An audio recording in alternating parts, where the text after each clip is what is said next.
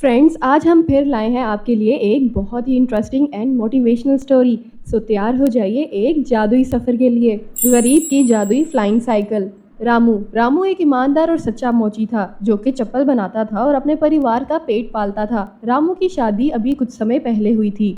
कमला रामू की पत्नी लालची और मुंहफट औरत थी। वो अक्सर रामू से पैसे के लिए लड़ाई करती रहती थी। मोहन रामू का पक्का और सच्चा दोस्त था जो कि रामू की परेशानी और उसकी मजबूरी समझता था। एक गांव था हवाईपुर। इस गांव में जमींदार का बोलबाला था और रामू ने अपने घर को गिरवी रखा हुआ था। वो जमींदार अक्सर रामू के घर आकर उसे पैसों के लिए परेशान करता था। अरे वो रामू के बच्चे कहाँ मर गया, मुझे देखते ही गायब हो जाता है। अरे ओ सेठ, तुझे कहा था ना कि अगले महीने तुझे तेरे सारे पैसे मिल जाएंगे। अब जा यहाँ से, बार बार आया तो अब तेरी चटनी बना दूंगी। मैं चला जाता हूँ, लेकिन कह देता हूँ अगले महीने तक अगर पैसे नहीं मिले तो घर से बाहर फेंक दूंगा तुम दोनों को। जमींदार के जाने के बाद कमला गुस्से में, अरे सुना क्या, पैसे देने हैं तो सिर्फ लोगों की चप्पल बनाने से कुछ नहीं होगा, कुछ और कमाई भी करनी पड़ेगी। जाओ और पैसे लेके आओ। मैं नहीं जानती, जब तक पैसे नहीं लाओगे घर मत आना। रामू उदास होकर घर छोड़कर चला जाता है। जाते जाते अपने दोस्त मोहन के घर जाकर उसे सब परेशानी बताता है और मोहन भी साथ चलने के लिए जिद करता है और दोनों दोस्त रामू की एक पुरानी साइकिल पे चले जाते हैं। साइकिल चला के गांव से दूर वो एक शहर पहुंच जाते हैं। अरे रामू, ये तो हम मुंबई शहर पहुँच गए हैं। दोनों दोस्त वहां जाते हैं और देखते हैं कि एक आदमी सड़क पे पड़ा था और दर्द से करा रहा था और सब बातें कर रहे थे, लेकिन उस आदमी की कोई मदद नहीं कर रहा था। मुझे लगता है हमें इसकी मदद करनी चाहिए। अरे ये शहर बहुत बदनाम है कि यहाँ मदद के बदले इनाम नहीं, थप्पड़ मिलता है, थप्पड़। अरे यार चल ना, इसे मेरी साइकिल पे लेके बैठ जा, हम इसे हॉस्पिटल ले जाते हैं। मोहन और रामू उस घायल आदमी को हॉस्पिटल ले जाते हैं और उसका इलाज शुरू करवा देते हैं। कुछ समय बाद उस आदमी को होश आ जाता है और वो रामू को पैसे देता है।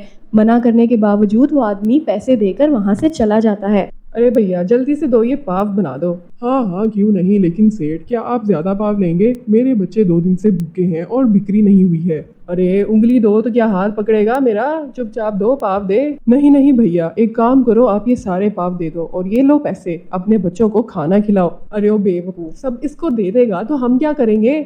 मदद करी हुई वापस जरूर मिलती है, हमें भी मिल जाएगी। दुकान वाला भैया सारे पाव उनको दे देता है और साथ में उसके पास 2 बड़े पंख थे जो कि उसको एक जादूगर ने दिए थे।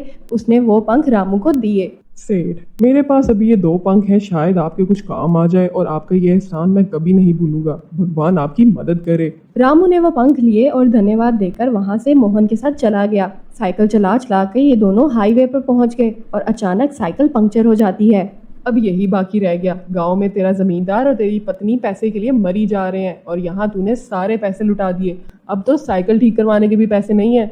रामू को एक उपाय सूझा। उसने पंख को देखा और एक तरकीब लगाई। वो मोहन को इशारे से पास में एक गार्डन में ले गया और वहां जाकर रामू ने वो पंख साइकिल में फिट कर दिया और देखते ही देखते वो साइकिल हवा में उड़ने लगी। अब तो मोहन की आंख खुली की खुली रह गई। अरे रामू, ये तो फ्लाइंग साइकिल बन गई दोस्त। दोनों दोस्त हवा में उड़ने लगे और नीचे लोग उनकी ये जादू को देखकर तालियां बजाने लगे और कुछ ही देर में बहुत लोग वहां इकट्ठे हो गए। फिर तो रामू और मोहन ने ये जादू का खेल शुरू कर दिया और पैसे कमाने लगे। रोज ये खेल दिखाते और बच्चे बूढ़े सब पैसे देने लगे।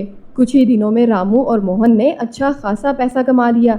एक दिन दोनों मंदिर गए भगवान को धन्यवाद बोलने। भगवान तूने सब कुछ दिया है, आगे भी ऐसे अपनी मेहरबानी बनाए रखना। दोनों दोस्त गांव वापस चले जाते हैं और वहां जाके जमींदार को पैसे दे देते हैं और साथ में कुछ बचे हुए पैसे से रामू एक साइकिल खरीद लेता है खुद के लिए और साथ में ही मोहन को भी एक साइकिल दिला देता है और फिर चप्पल बना के अपना घर चलाता है। मोहन और रामू अक्सर अपने इस शहर के सफर को याद करते थे और खूब हंसते थे। जब कमला को पता चला ये सब तो उसने भी रामू की तरह अपना स्वभाव बना दिया और लड़ाई झगड़ा करना बंद कर दिया। सब हंसी खुशी रहने लगे।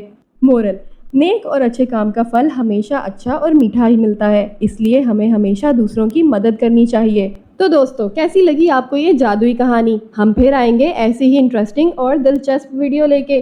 तब तक चैनल को अपना प्यार देना मत भूलिएगा, लाइक, शेयर और सब्सक्राइब करके।